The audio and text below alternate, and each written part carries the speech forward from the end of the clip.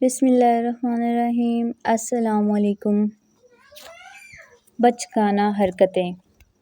ایک 24 سال کا لڑکا چلتی ٹرین سے باہر دیکھ کر اونچی آواز میں چلاتا ہے کہ دیکھو بابا، درخت پیچھے رہ گئے ہیں، ہم بہت تیزی سے آگے جا رہے ہیں۔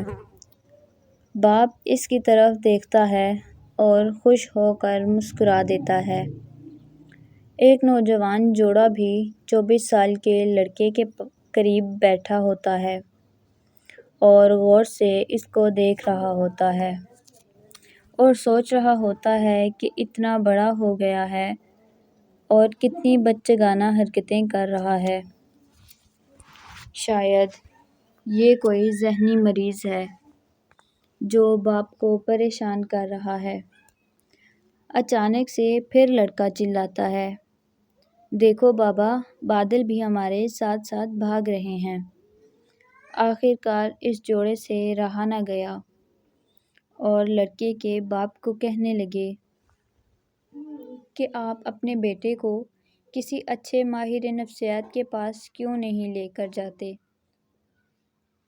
بوڑھا آدمی مسکرایا اور کہا کہ ہم ابھی بھی ڈاکٹر کے پاس سے آ رہے ہیں، لیکن ماہر نفسیات کے پاس سے نہیں۔ ہم ہسپتال سے واپس آ رہے ہیں۔ میرا بیٹا پیدائشی اندھا تھا۔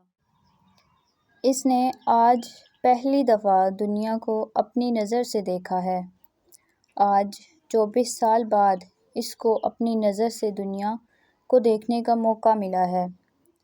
اس کا یہ رویہ آپ کے نزدیک احمقانہ ضرور ہوگا، لیکن میرے لیے یہ کسی معجزہ سے کم نہیں ہے۔